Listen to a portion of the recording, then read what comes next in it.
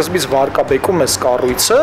հետո մտնում ես այդ կառույցը զավթման process-ի մեջ։ Եկեղեցին զավթելու Փաշինյանի պլանն է գաղտնազերծում իրավապաշտպանը, ինչ եկեղեցականները հիշեցնում են հակաեկեղեցական տասնյակ արշավներ է հաղթահարել Մայրաթորը։ Ժամանակի ընթացքում աճել, բազմացել են սնկի նման եւ վերացել են։ Բաքուն մեկ օրում 2 անգամ է սպառնացել, ադրբեջանցի падգամավորը խոսում է այսպես կոչված միջանցքը ուժով վերցնելու մասին, Ադրբեջանի ԱԳՆ խոսնակը այսպես կոչված անկլավների վերադարձի։ Չբավարարված մարդու կոմպլետ։ Հայաստանին ուղղված սպառնալիքների ֆոնին ադրբեջանական բանակը ՆԱՏՕ-ի չափանիշներին համապատասխանեցնելու մտադրության մասին է հայտարարել Ալիևը։ Ադրբեջանական բանակը վաղուց սկսել է կառուցվել նատոյական չափանիշներով։ Գյումրիի կալանավորված քաղաքապետի առողջական վիճակը շարունակում է անհանգստացնել պաշտպաններին, հետազոտությունները չավարտած Ղուկասյանին հիվանդանոցից բանտ են տարել։ Որոշ տեղեր ընդունել է եւ ասել է հավանաբար կանցնի։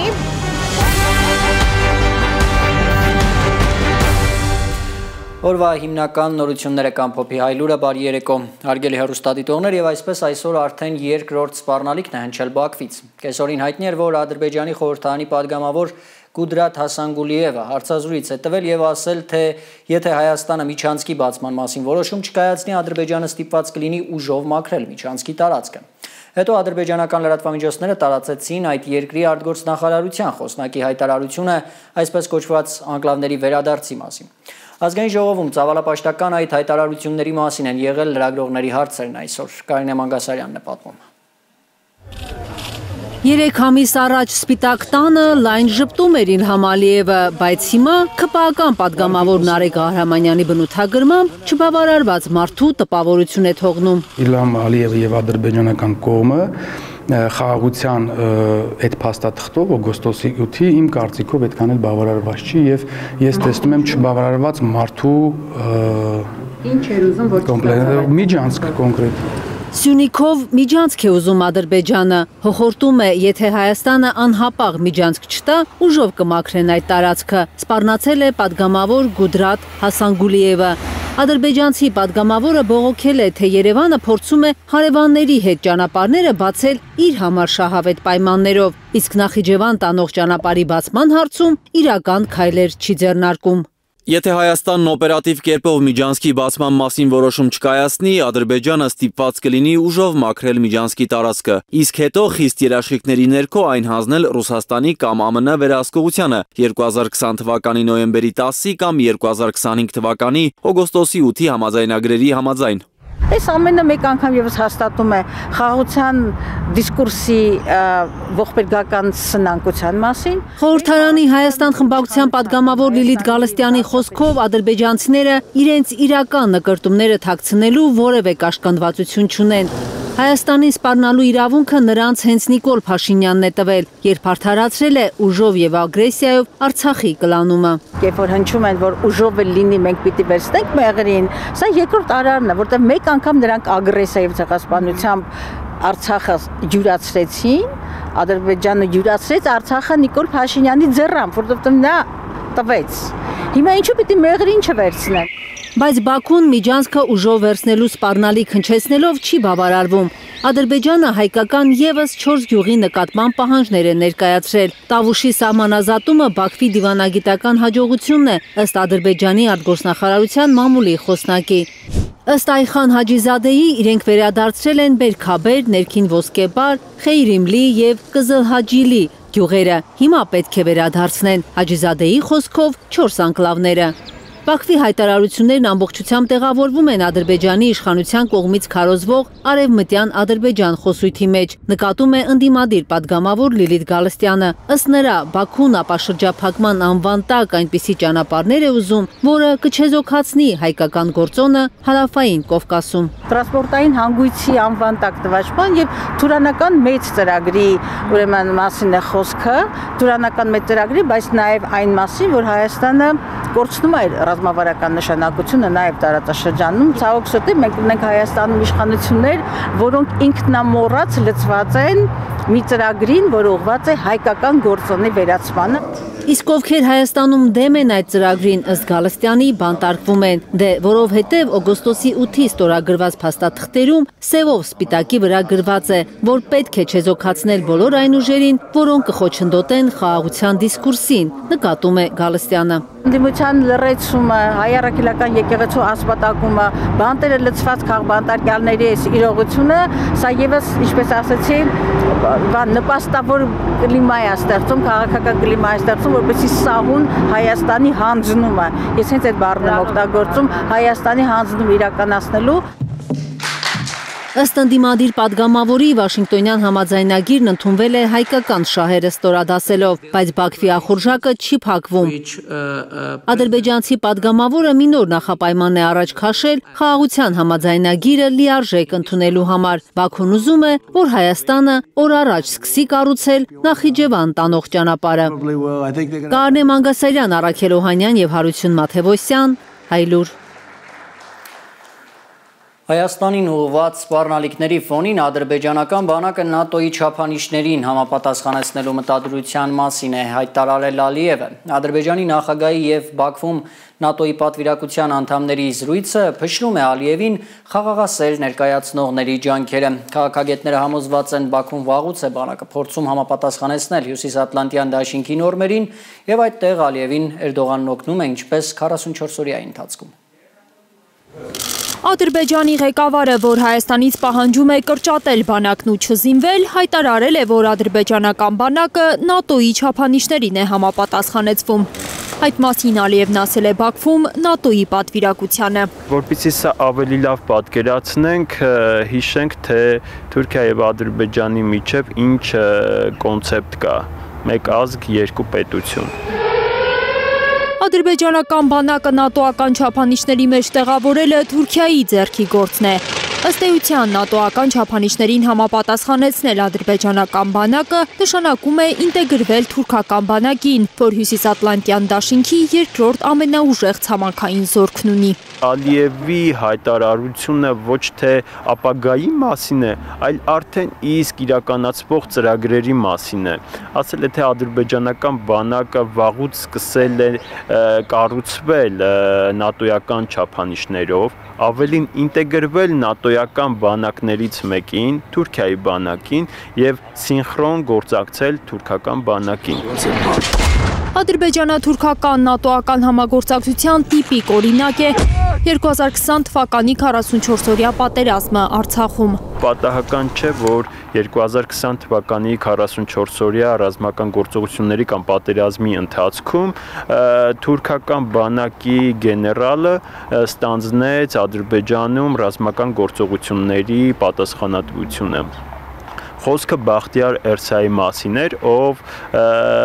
հետագայում նաև դարձավ թուրքական առանձին բանակի հրամանատարներից։ Հենց 44-օրյա պատերազմի օրերին թուրքական ռազմական հրահանգիչների միջոցով ու մեթոդաբանությամբ ադրբեջանական բանակում ստեղծվեցին հատուկ նշանակության ստորաբաժանումները, որոնց գործողությունները հաճախ ուղեկցվում են անօդաչու թռչող սարքերով։ Քաղաքագետի կարծիքով հենց 44-օրյա պատերազմում հաղթանակն է Ալիևին վստահություն տվել զգալու իրեն տարածաշրջանի տերը։ Հավակնում է այդ տիտղոսը, այսպես ասենք, հեգեմոն երկրի ստանձնել ունենալ։ Ռուսաստանին տարածաշրջանից դուրս մղելու հերթական փորձ են համարում ռուս որոշ ռազմական փորձագետներ Ալիևի այս քաղաքականությունը։ Կարծում են սա անգլոսաքսերի քաղաքականությունն է, վերահսկողություն ստանալ նավթագազային խողովակաշարերի նկատմամբ։ Բացի այդ, ռուս ռազմական փորձագետների համոզմամբ Բաքուն պատրաստվում է առաջիկայում դիմել ՆԱՏՕ ալյանսի լիիրավ անդամ դառնալու համար։ Հետևաբար Ադրբեջանի վերազինումը հատկապես արևմտյան զենքսինամթերքով կարագանա, չեն բացառում ռուս փորձագետները, որ ադրբեջանական բանակը հրաժարվի գնդերից ու անցնի բրիգադների։ Ռուսաստանից Ադրբեջան զենքերի մատակարարումների նվազման տեմպը նույնպես կպահպանվի։ Ադրբեջանը մշտապես, հատկապես վերջին տարիներին իր նախապատվությունը տվել եւ տալիս է արևմտյան զենքին, արևմտյան տեխնոլոգիաներին եւ փորձում է հենց այդ ուղղությամբ զարգացնել իր ռազմական մեքենան։ Ալիևի հայտարարությունը չի զարմացրել Ռուսաստանի Պետդումայի ԱՊՀ հարցերով հանձնաժողովի նախագահի առաջին տեղակալ Կոստանտին Զատուլինին։ Ուշացած խոստովանություն հաջողություն է նա անվանել Ադրբեջանի նախագահի հայտարարությունը, նշելով, որ Ադրբեջանը ՆԱՏՕ-ի հետ համագործակցում է Թուրքիայի միջոցով, երկու պետություններն ունեն գրեթե ընդհանուր բանակ եւ ընդհանուր հրամանատարություն։ Իսկ այն, որ ռուսական կողմից գոնե թե ցուցադրական փորձ է արվում այս կամ այն տեսակի սպառազինություն ներմուծել, սա առաջին հերթին փորձ է ռուսական էլիտաներին, այսպես ասենք, եւ ռուսական կողմին համոզելու, որ Ադրբեջանը երկարաժամկետ հեռանկարում չի կարող սպառնալ վտանգ լինել կամ հարավկովկասյան վտանգ լինել Ռուսաստանի Դաշնության կենսական շահերին։ Մոսկվայից նաև սուր արձագանքներ կան, դավաճանություն, 3 աթոռի վրա նստելու քաղաքականություն է համարում Դաշնային խորհրդի նախկին սենատոր Ֆրանց Կլինցևիչը Ալիևի հայտարարությունը։ Նրա խոսքով արևմտյան հատուկ ծառայությունների ճնշման տակ նախագահ Ալիևը գերագնահատել է իր հնարավորությունները եւ լրջորեն թերագնահատել Ռուսաստանի հնարավորությունները։ Լիլիթ Սարգսյան, Նորայր Շարբաթյան, Արմեն Ապրեսյան, Հայլուր։ Այլ թեմաների անցնենք, Մայրաթոռում ավարտվել է Գերագույն հոգևոր խորհրդի քառօրյա նիստը, որն ընթանում էր ամենայն հայոց կաթողիկոս Գարեգին II-ի նախագահությամբ։ Նիստը վարել է Մայրաթոռի դիվանապետ Արշակ Սրբազանը։ Ըստ Մայրաթոռի հայտարարության նիստին ներկա փաստաբաններն ու իրավաբանները զեկուցել են Միքայել, Բագրատ եւ Մկրտիչ Սրբազանների, Գարեգին քահանայի, ազգային բարերար Սամվել Կարապետյանի եւ մյուս ապօրինաբար ազատազրկվածների գործերի մանրամասները։ Մայրաթոռը կոչ է անում իրավապահ մարմիններին հանուն արդարության դադարեցնել ապօրինի քրեական վարույթները եւ ազատ արձակել ազատազրկված հոգեվորականներին ու քաղաքացիական անձանց։ Գերագույն հոգևոր խորհուրդը խստորեն դատապարտեց եկեղեցու եւ եկեղեցականների իրավունքների նկատմամբ իրականացվող բացահայտ ապօրինի ոտնձգություններն ու ճնշումները, ինչպես նաեւ հակաեկեղեցական հռետորաբանությամբ ատելության, խոսքի ու անհանդուրժողականության տարածումը, ընդգծելով, որ նման երևույթները խաթարում են ինչպես խղճի ու խոսքի ազատության սկզբունքը, այնպես էլ հանրային համերաշխությունը։ Արձանագրվեց նաև, որ եկեղեցականներին առաջադրված մեղադրանքները եւ խափանման միջոցները հիմնված են ոչ իրավաչափ փաստերի վրա եւ հակասում են արդար դատաքննության իրավունքի ու անձի ազատության սահմանափակման միջազգային չափանիշներին։ Գերագույն հոգևոր խորհրդի նիստին զեկույցներ են հնչել նաև Ադրբեջանում գերիների եւ քաղաքացիական անձանց նկատմամբ իրականացվող անարդար դատավարությունների, Արցախի հոգևոր մշակութային ժառանգության նկատմամբ Ադրբեջանի ոտնձգությունների եւ հայոց պատմության դասագրքերում եւ կրթական ծրագրերում պատմական խեղաթյուրումների մասին։ Մայրաթոռը հայտարարությամբ ընդգծում է Արցախի գերիների եւ ռազմագերիների հարցի նկատմամբ շարունակական ուշադրության անհրաժեշտությունը։ Ազգային ինքնության վտանգ է անվանում կրթական ծրագրերում հայոց պատմության աղավաղումը։ Գերագույն հոգևոր խորհուրդը նաև որոշել է հանձնախմբեր ձևավորել Սուրբ Գրիգոր Լուսավորչի մահվան 1700-ամյակին նվիրված միջոցառումների կազմակերպման եւ Կոմիտաս վարդապետի սրբադասման համար։ Աստված օգնական Սրբազան հայր Հայլուրի տեսախցիկով գյումրեցիները ողջույններ են փոխանցել բանտարկված Միքայել arczepiskopos Աջապահյանին։ Շիրակի թեմի հավատացյալներն այսօր առաջնորդանից 7 վերք եկեղեցում են հավաքվել միասնական աղոթքի։ Արդեն 1 ամիս եւ 4 օր է բանտարկված է Շիրակի թեմի առաջնորդը։ Դատարանն այդ վճիռը կայացրեց հոկտեմբերի 3-ին դատական 13 նիստերից հետո, որոնցից ոչ մեկի ընթացքում մեղադրողներն այդպես էլ չներկայացրին, թե որն է Միքայել Սրբազանի ռազմական հեղաշրջման կոչը։ Միասնական աղոթքին 7 վերք եկեղեցում հետևել են իմ գործընկերներ Ալեքսան Սարգսյանն ու Աշոտ Մնոյանը։ Գյումրիի Սուրբ Աստվածածին Մայր եկեղեցում քիչ առաջ ավարտվեց Գաբրիել եւ Միքայել հրեշտակապետերի հիշատակության նախատոնակին նվիրված ժամերկությունը, որը եզրափակվեց միասնական աղոթքով։ Շիրակի թեմի հոգևոր դասն ու եկեղեցում մեկտեղված հավատացյալները միասնաբար աղոթեցին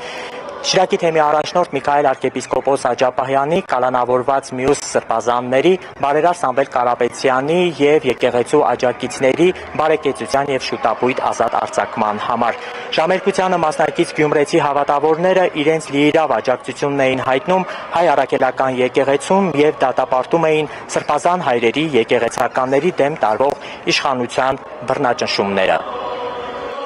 Սրբազանը մեր չկա եզակի, տերա խոսքը ուժեղ է, զորեղ է։ Ես փոքրուց եկել եմ եկեղեցի, իմ տատիկիս հետ, իմ մայիս հետ եւ հետո սրբազան սկան տղա էր, ես եկա ինքը շատ լավ ծառայել, արտասահմանից մարդիկ էին եկել, դուրս գալու ժամանակ ես կայնած եմ, ես սրբազաներ էին բոլորը բարձր պաշտոնավոր մարդիկ, ցպես ցերկով թափտվեց այս տղան լավ է աղնի իրանց լեզվով շատ լավ տղա պետք է եղնի այս տղեն ու ճիշտ եղավ, բայց երբ որ այդպես եղավ, էդիկ հագարագից ես իրան այդ իր ամեն կյանքի օրերը ամեն օր ես եկել եմ առավոտ դիժգուժամ, ես այդ բոլորին բան չեմ տեսել այդ մարդու։ Ամբողջ կյանքը, ամբողջ ժողովուրդին մեր հավատացյալներին հարցրա, բոլորը կյանքը կտան իրանց համար։ Մենք որպես ենք մնացել, երբ որ մտնում եմ յուրաքանչյուր կիրակի պատարակի կամ սրբոստոների պատարակներին, միշտ դրան հետևը կանգնած էր իմ սրբազանը, բայց հիմի որ մտնում եմ չկա, կարծես հոգուս մի փոքրիկ անկյունում ծվարում է մտությունը, տխրությունը, առանց սրբազանի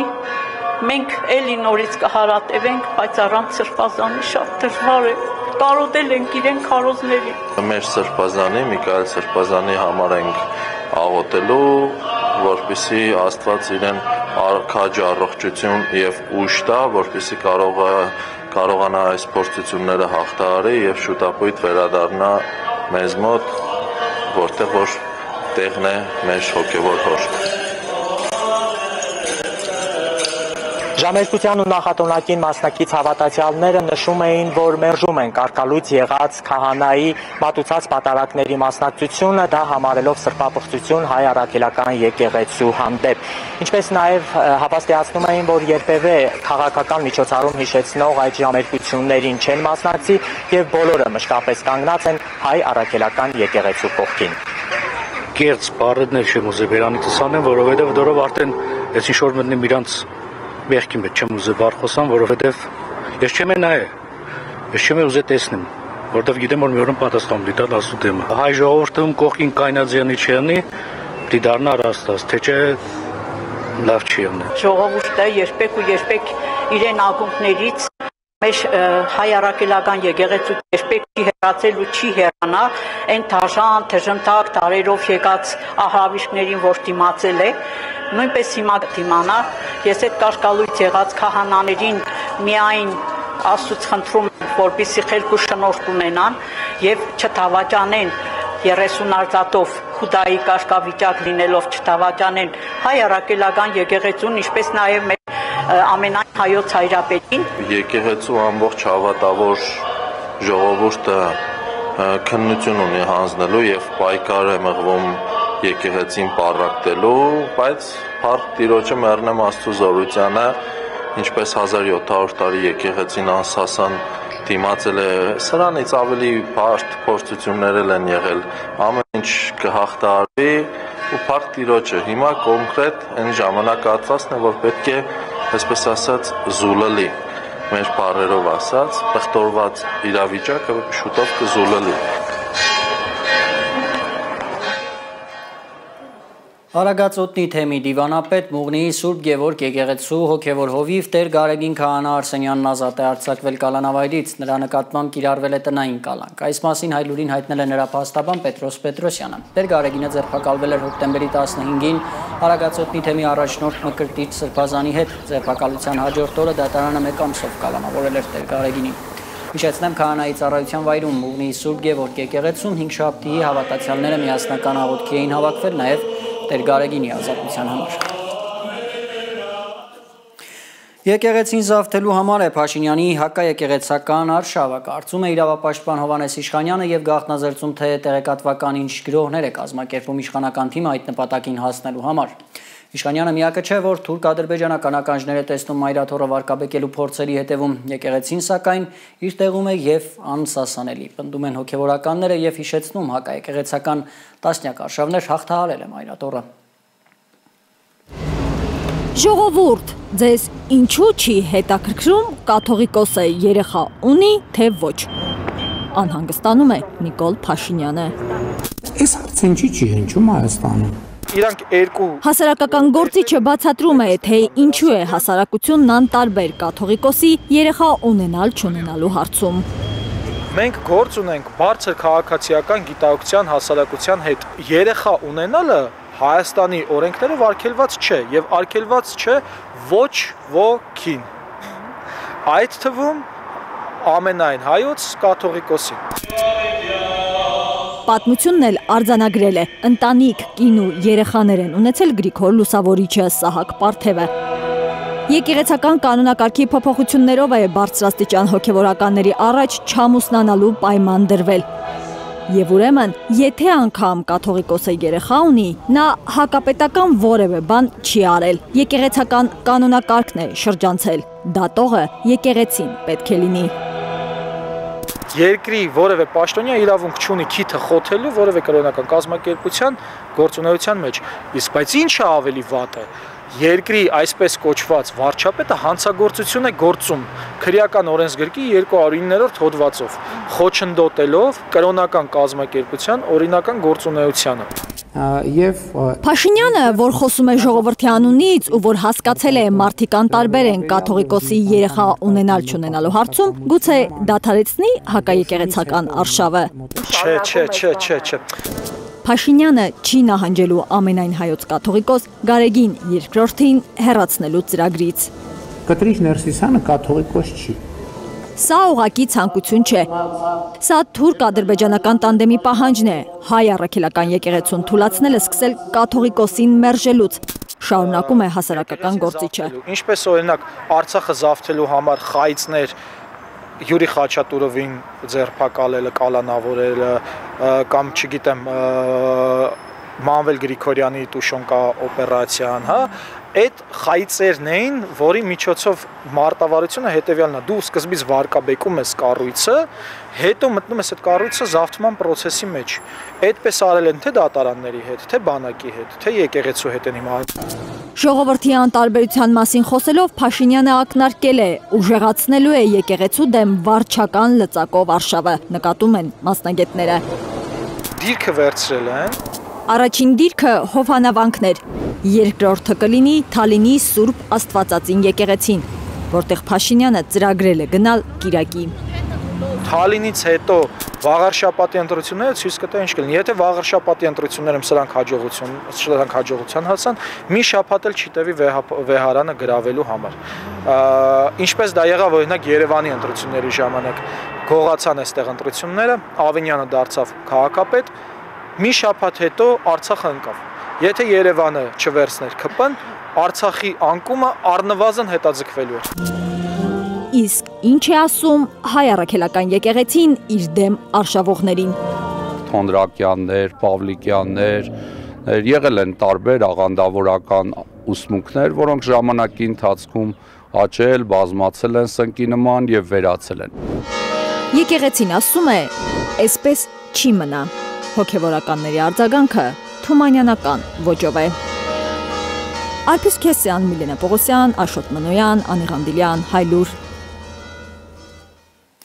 Հետազոտությունները չավարտած Գյումրիի կալանավորած քաղաքապետ Վարդան Ղուկասյանին բանտ են տեղափոխել այսօր։ Այն, որ Ղուկասյանը կալանավայրում է, հայտնի է դարձել կեսօրից հետո, երբ փաստաբաններն ահազանգում էին, թե Ղուկասյանին անհայտ ուղղությամբ են տարել, բուժումը դեռ չավարտած։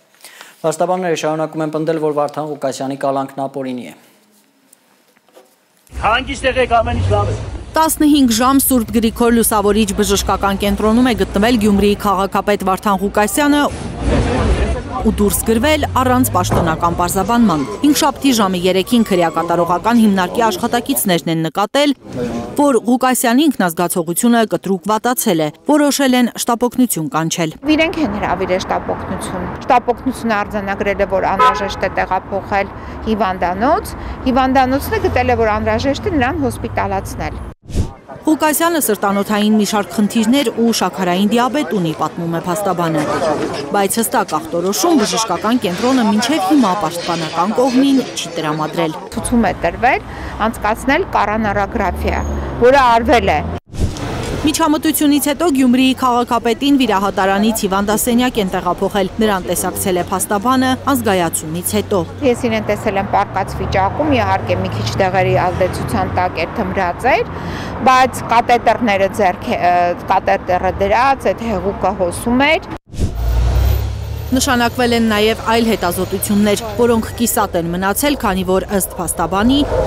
Հիվանդանոցը Ղուկասյանին դուրս գրելու հրահանգ է ստացել։ Պաշտոնական պարզաբանում պաշտպանական թիմը չի ստացել ոչ Ղուկասյանի հոսպիտալացվելու, ոչ դուրս գրվելու վերաբերյալ։ Բժիշկներին հանդիպել նույնպես չի ստացվել։ Փոստանջյանի խոսքով Ղուկասյանին քրեակատարողական հիմնարկ են տեղափոխել վաղ առավոտյան, գիշերային ցերեկային հերթափոխերը կազմակերպելու ընթացքում։ Հերթապաները ներկա են եղել, այդ ժամանակ իրեն տեղափոխել են, իսկ այն բժիշկները, որը պետք է ընդունեին հերթափոխը, նրանք չեն եղել այնտեղ։ Դուք բժշկի չեք հանդիպել։ Ես բժիշկ չեմ հանդիպել, ոչ։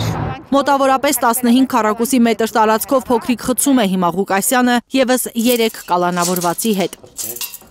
Նրան այցելած Զարուհի Փոստանջյանը տեսել է, որ կալանավորվածներից երկուսը ծխող են։ Փաստաբանը պնդում է, ծխով լցված խուցը Ղուկասյանի առողջական վիճակի հետ խիստ անհամատեղելի է։ Ղուկասյանին սրբազանների խուց տեղափոխելու իրենց միջնորդությունը մերժվել է։ Ընդհանուր առմամբ մեր բանտերը հիմա այնքան լցված են, ազատ խուց չկա։ Գյումրիի քաղաքապետի պաշտպանական թիմը նոր միջնորդություն է ներկայացրել դատարան հրատապ նիստ հրավիրելու եւ խափանման միջոցի հարցը քննելու պահանջով։ Փաստաբանները հիշեցնում են, դեռ հոկտեմբերի 29-ին է պաշտպանական խումբը ստացել վարույթն իրականացնող մարմնի որոշումը։ Վարդան Ղուկասյանի նկատմամբ այլընտրանքային խափանման միջոց ընտրել, բացակայելու արգելքը եւ պաշտոնավարման կասեցումը։ Ղուկասյանը ապօրինի կալանավայրում է գտնվում արդեն 18 օր։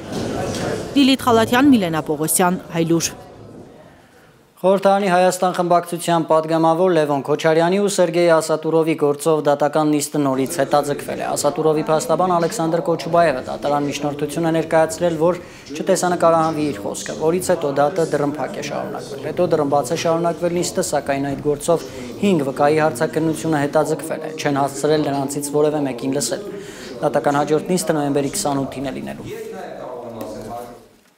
Ավելի քան 130 օր կալանավորված Սամվել Կարապետյանի գործով 50-ից ավելի քննիչներ դեռ որևէ վերջնական վարույթային ակտ չեն կայացրել։ Փաստաբան Արամ Վարդևանյանի պնդմամբ սա եւս մեկ ապացույց է, որ բարերարին փակի տակ պահելը ոչ թե իրավական գործընթաց է, այլ քաղաքական հաշվեհարդար։ Կարապետյանի փաստաբանական թիմի անդամը կասկած չունի, որ իր պաշտպանյալի գործը միտումնավոր չեն ուղարկում դատարան, որպեսզի նա շարունակի մնալ կալանքի տակ։ Քննչական կոմիտեի նախագահ Արթուր Պողոսյանը չորեքշաբթի խորհրդարանում վստահեցրել էր, թե Տաշիր ընկերությունների խմբի սեփականատիրոջ դեմ հարուցված գործը ձգձգելու միտում չկա։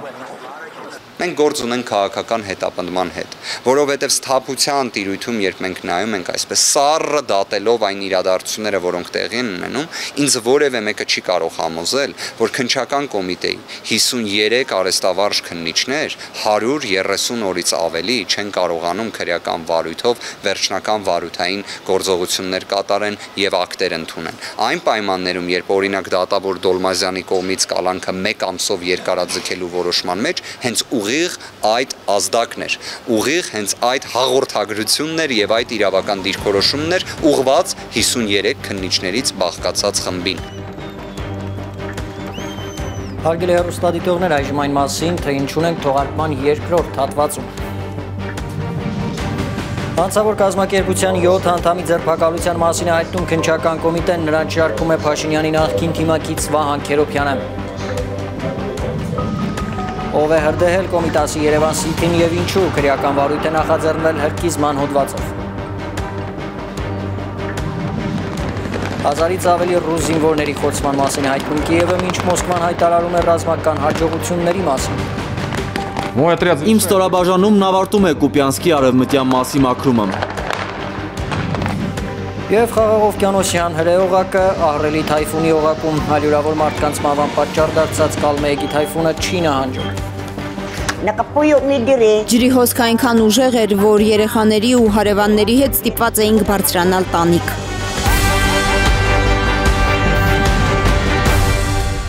Խաղաղ օվկիանոսյան հրեօղակը 5-րդ օրն է ահռելի թայֆունի օղակում է։ Ֆիլիպիններից Վիետնամ է հասել Կալմեեգի անունով հայտնի թայֆունը։ Հարյուրավոր մարդկանց մահվան պատճառ դարձած Կալմեեգին շարունակ ահագնանում է։ Ըստ օդերևութաբանների այն առաջիկա օրերին կհասնի Կամբոջա եւ Լաոս։